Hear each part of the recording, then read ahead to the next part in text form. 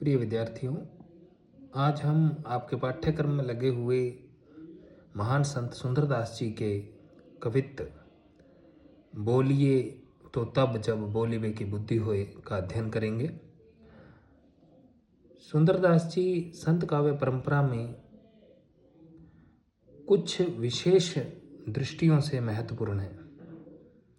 पहले तो वे गृहस्थ नहीं थे, बाल ब्रह्मचारी थे। श्रृंगार रस उन्हें सुहाता नहीं था, श्रृंगार रस के वे घोर विरोधी थे। और इससे इतर यदि हम बात करें तो संत काव्य परंपरा के अधिसंख्यक संत जो हैं वो निरक्षर अथवा बेहद कम पढ़े लिखे थे। उनमें सुंदरदास जी जो हैं वो अपवाद हैं। वे न केवल सुशिक्षित थे बल्कि काव्य की रीति नीति से भी अच्छी तरह से परिचित थे। इसलिए अन्य संतों ने जहाँ दोहे और शब्दों या शब्द जिसको बोलते हैं या पद रचना बोलते हैं कि रचना की अपनी भावनाओं को, अपने उद्गारों को व्यक्त करने के लिए, वहीं सुंदरदास जी ने सिद्धहस्त कवियों की तरह कवित्त और सवैये भी लिखे।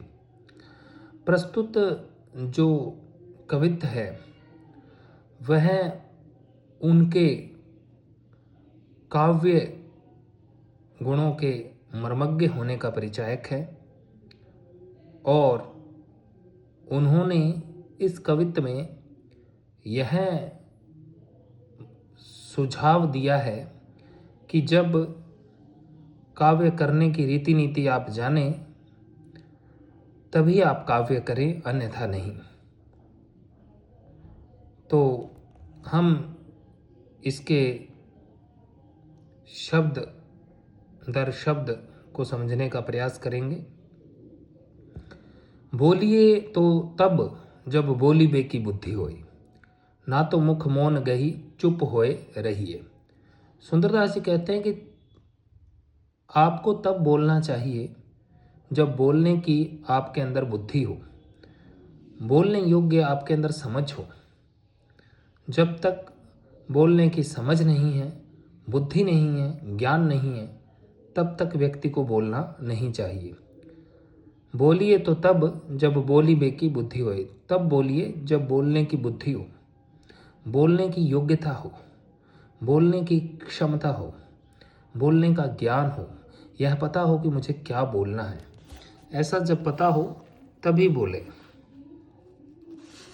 ना तो मुख मौन गही चुप होए रहिए, नहीं तो मौन ग्रहण करके चुप होकर के रहना चाहिए। बोलना तब चाहिए जब बोलने की बुद्धि हो, बोलने का ज्ञान हो, पता हो कि क्या बोलना है, बोध हो कि क्या बोलना है। नहीं तो मुख में मौन ग्रहण करके चुप रहना चाहिए। चुप ही भली है। अगली पंक्ति में वो कहते हैं, जोरिए तो तब जब जोरी बेकी रीति जाने, तुक छंद अर्थ अनुपजा में लहिए। पहली जो दो पंक्तियां हमने पढ़ी थी उसमें सुंदरदास जी ने बोलने पर अपने विचार व्यक्त किए हैं कि व्यक्ति को सोच समझ करके बोलना चाहिए, बोलने का बोध न हो तो नहीं बोलना चाहिए। दूसरी और पंक्ति में उन्होंने चुप होने का निर्देश दिया ही है। तीसरी और चौथी पंक्ति में उन्होंने कवि को बोध दिया है कि जब आपके अंदर काव्य कला हो, मौलिक कवि आपके भीतर हो, प्रतिभा हो, तभी आप काव्य लिखें।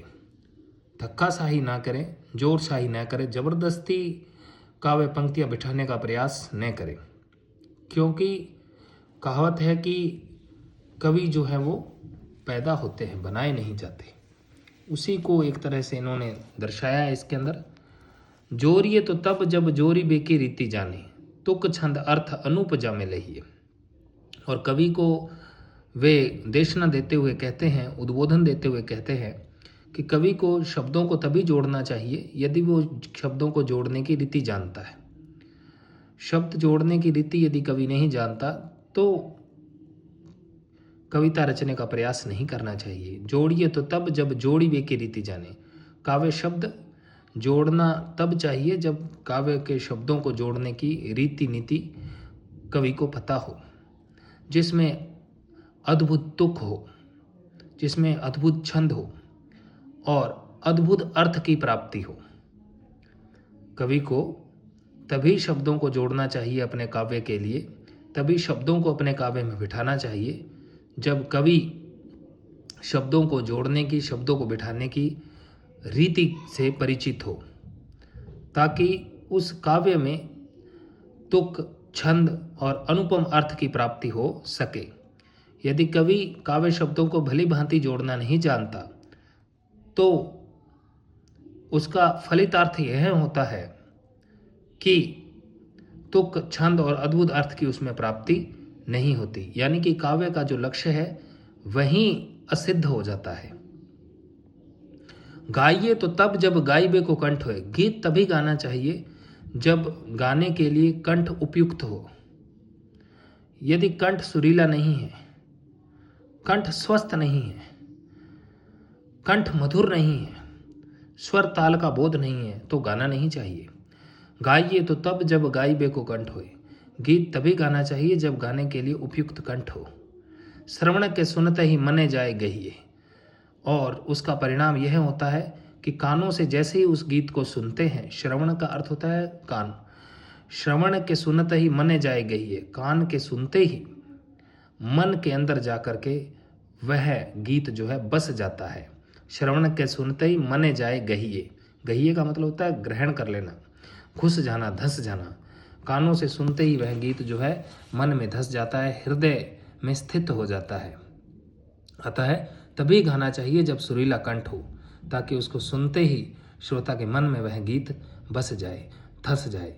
तुक भंग छंद भंग अर्थ मिले न कछु, सुंदर कहत ऐसी वाणी नहीं कही है। सुंदरदास जी कहते हैं कि कवि को ऐसी वाणी कभी भी नहीं कहनी चाहिए जिसमें तुक भंग हो, तुक नष्ट हो जाए, तुक टूट जाए, छंद टूट जाए, कि कहीं वर्णों की दृष्टि से अथवा मात्रा की दृष्टि से छंद भंग हो जाए, तुक भंग हो जाए और उन काव्य पंक्तियों में कोई अर्थ ही प्राप्त न हो। जिन काव्य पंक्तियों में कोई अर्थ ही प्राप्त न हो, छंद भंग हो जाए, तुक भंग हो जाए, तुक टूट जाए, सुंदरदास जी कहते हैं कि ऐसी वाणी कभी नहीं कहनी चाहिए। कहने का तात्पर्य यह है कि यदि कवि में मौलिक प्रतिभा हो तभी उसे काव्य रचना करनी चाहिए, अन्यथा जोर जबरदस्ती का कवि बनने का प्रयत्न नहीं करना चाहिए। जैसा कि हम देखते हैं कि बहुत से कार्यों में लोगों की न तो रुचि होती है न प्रतिभा होती है, लेकिन जबरदस्ती वे उस कार्य क्षेत्र में धंसे रहते हैं, जिसका परिणाम न तो समाज के लिए उपयुक्त होता है न ही उस व्यक्ति के लिए उपयुक्त होता है।